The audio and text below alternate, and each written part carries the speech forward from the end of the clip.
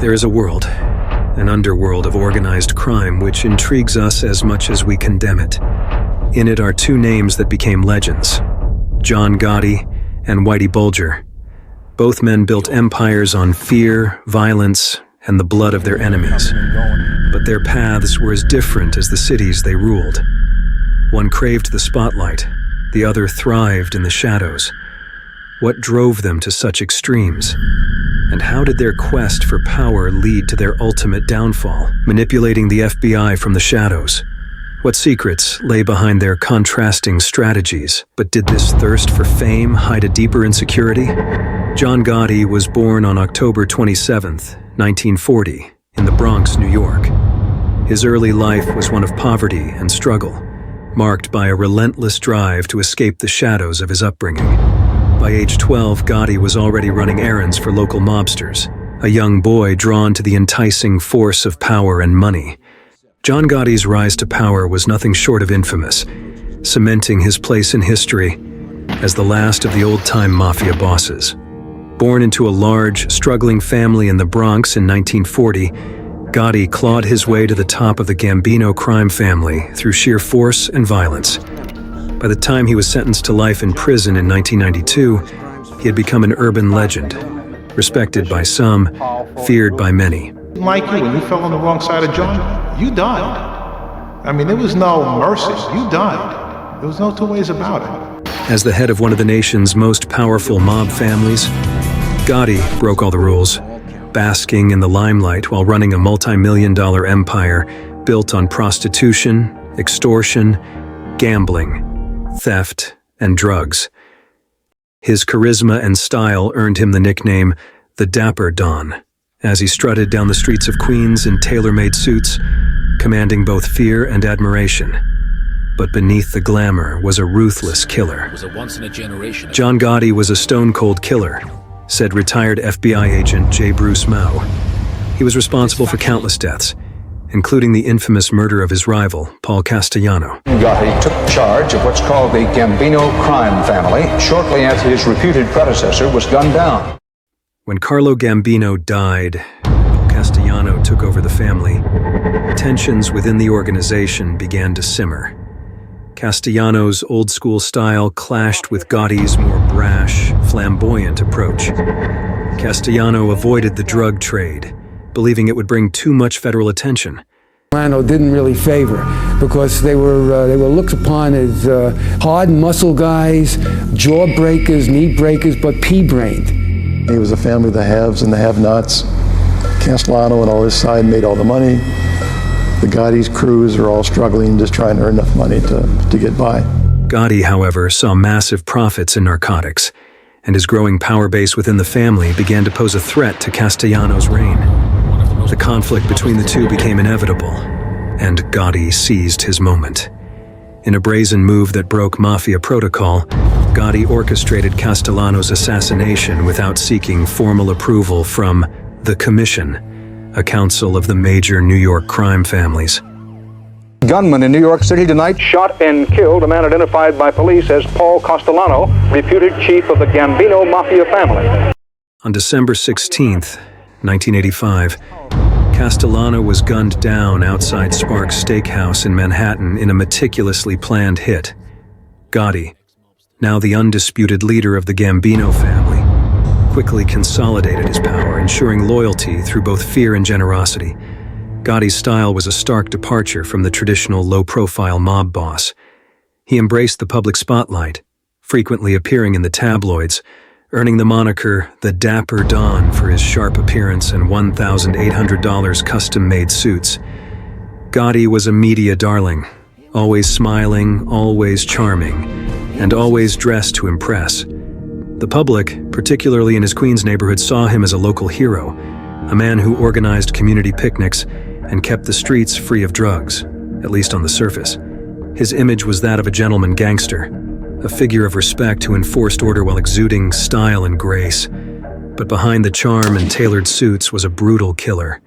FBI agent J. Bruce Mao, who spearheaded efforts to bring Gotti down, described him as a stone-cold killer, responsible for countless deaths.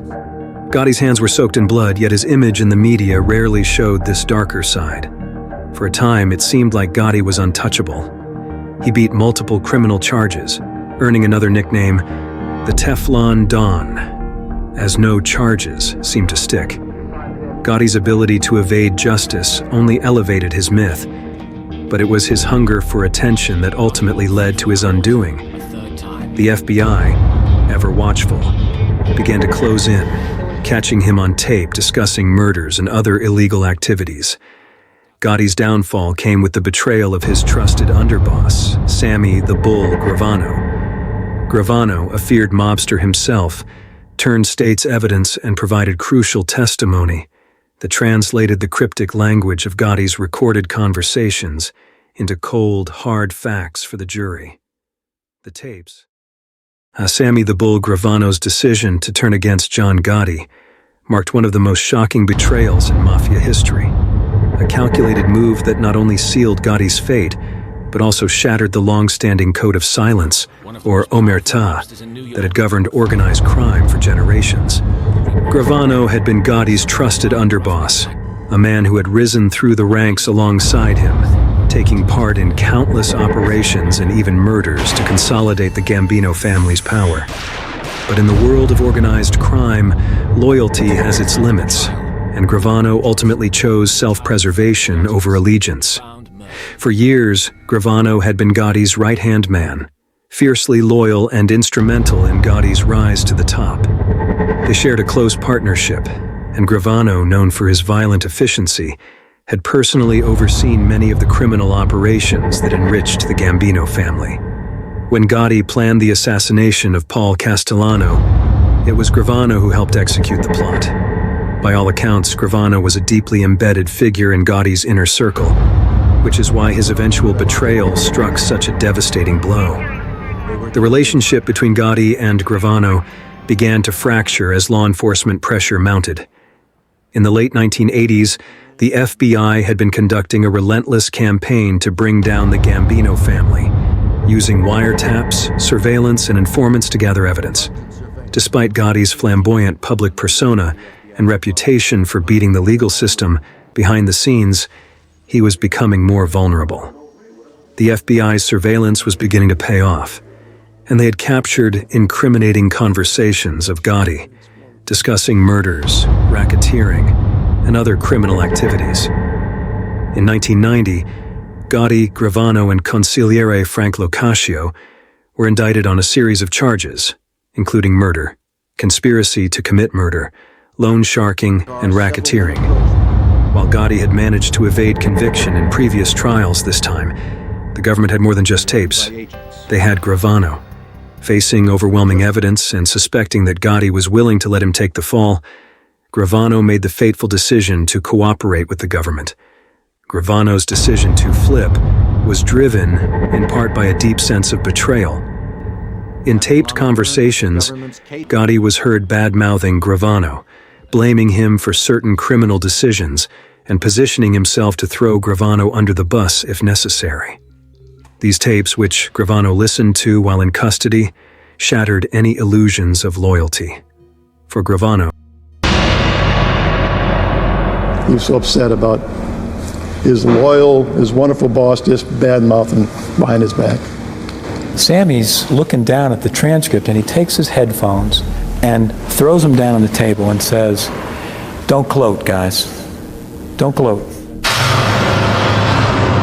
the realization that Gotti might sacrifice him to save his own skin was the final straw.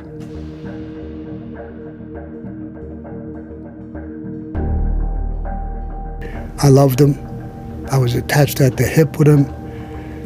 He turned on me, backstabbed. I turned on him. We played chess. I checkmated him. Simple as that. I have no hard feelings. In exchange for a lighter sentence, Gravano agreed to testify against his former boss. His testimony was devastating for Gotti. Gravano not only corroborated the FBI's evidence, but also translated the coded language used in the tapes, making it clear to the jury that Gotti had ordered murders, including the hit on Castellano. Gravano's detailed accounts of Gambino family operations, combined with the surveillance tapes, painted a vivid picture of Gotti's criminal empire.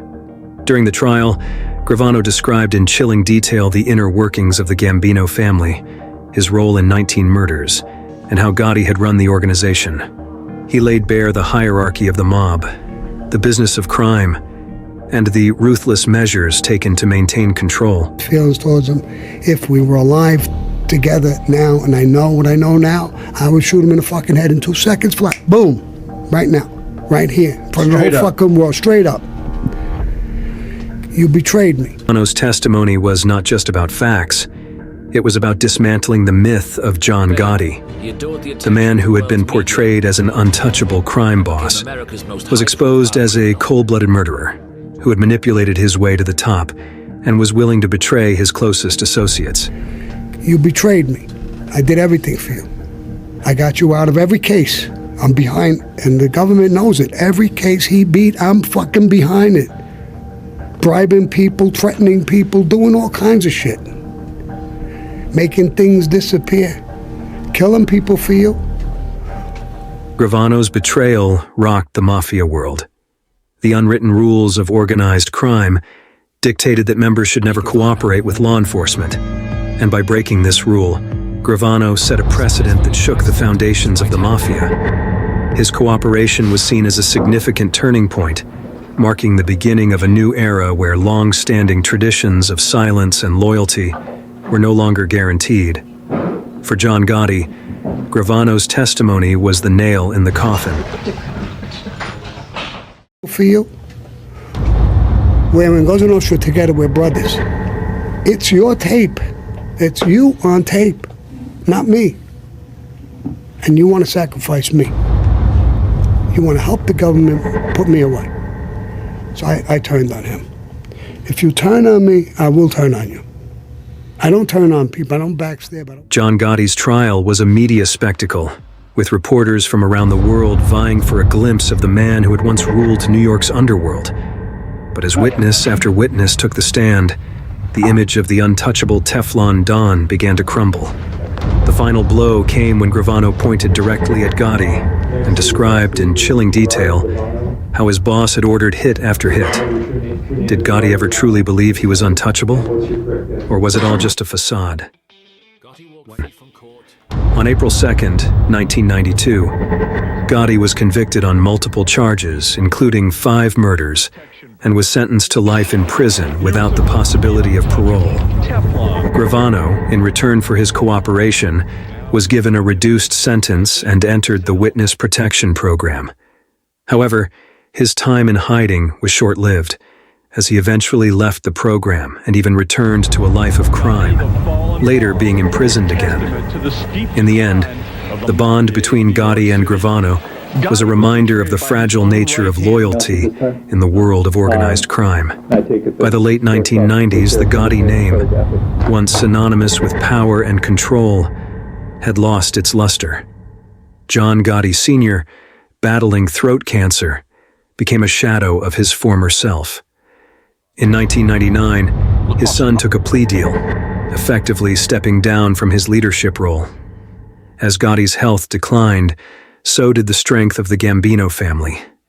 The mafia world had changed, and there was no longer room for a figure like Gotti. Gravano's decision to testify not only marked the fall of John Gotti, but also signaled the decline of the mafia's iron grip on loyalty, a betrayal that still resonates in the history of organized crime. Gotti, once the Teflon Don, learned the hard way that even the most powerful men can be brought down by those they trust most. While in this part we sought details of the rise and fall of John Gotti, the man who thought he was untouchable, in part 2, we will turn our attention to Whitey Bulger, the mastermind kingpin who manipulated both the streets and the FBI. Bulger hid in the shadows, pulling the strings of Boston's underworld with calculated brutality. But the two men had one thing in common. They both faced betrayal from their most trusted. Do tune in. Till then, stay safe and stay curious.